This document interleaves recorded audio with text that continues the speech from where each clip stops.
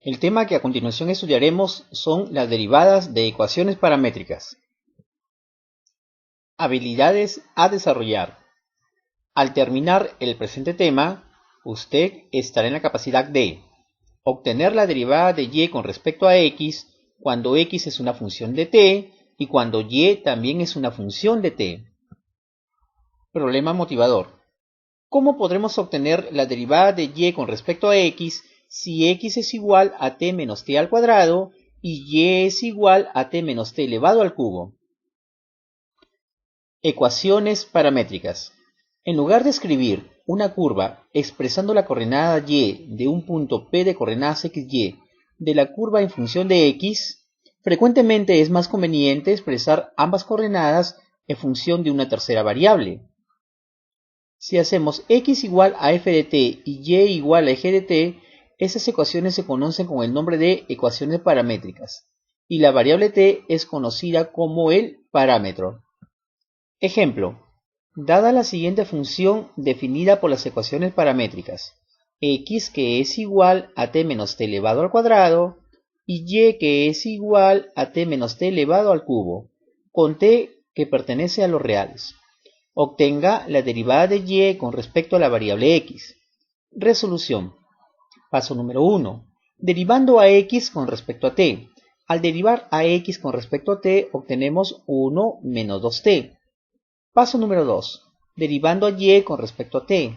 Si derivamos y con respecto a t, vamos a obtener 1 menos 3 por t elevado al cuadrado. Paso número 3. Reemplazando en la fórmula de la derivada de y con respecto a x para una ecuación paramétrica, que es igual a la derivada de y con respecto a t sobre la derivada de x con respecto a t. Vamos a obtener entonces que la derivada de y con respecto a x es igual a 1 menos 3 por t al cuadrado, que es la derivada de y con respecto a t, sobre 1 menos 2t, que es la derivada de x con respecto a t. Si tenemos la ecuación paramétrica x que es igual a f de t y y que es igual a g de t, con t que pertenece al intervalo cerrado desde a hacia b, tenemos que la derivada de y con respecto a x es igual a la derivada de y con respecto a t sobre la derivada de x con respecto a t. La segunda derivada de y con respecto a x es igual a la derivada con respecto a t de la derivada de y con respecto a x sobre la derivada de x con respecto a t. La tercera derivada de y con respecto a x es igual a la derivada con respecto a t de la segunda derivada de y con respecto a x sobre la derivada de x con respecto a t. La cuarta derivada de y con respecto a x es igual a la derivada con respecto a t de la tercera derivada de y con respecto a x sobre la derivada de x con respecto a t. En consecuencia, la enésima derivada de y con respecto a x es igual a la derivada con respecto a t de la enésima menos una derivada de y con respecto a x sobre la derivada de x con respecto a la variable t. Si tenemos las ecuaciones paramétricas x que es igual a f de t y y que es igual a g de t, con t que pertenece a un cierto intervalo cerrado desde a hacia b, para obtener la derivada de y con respecto a la variable x podemos usar la regla de la cadena. Es decir, la derivada de y con respecto a x se puede escribir como la derivada de y con respecto a t por la derivada de t con respecto a x. Pero ¿de dónde sabemos también que la derivada de t con respecto a x es igual a 1 sobre la derivada de x con respecto a t? Entonces, la derivada de y con respecto a x queda expresada como derivada de y con respecto a t por 1 sobre derivada de x con respecto a t. Y con ello queda escrito de la siguiente manera, que la derivada de y con respecto a x es igual a la derivada de y con respecto a t sobre la derivada de x con respecto a t.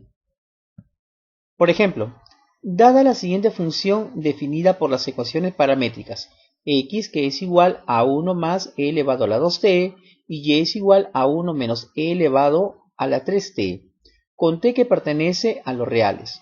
Obtenga la segunda derivada de y con respecto a la variable x. Resolución. Paso 1. Obtendremos la derivada de y con respecto a x.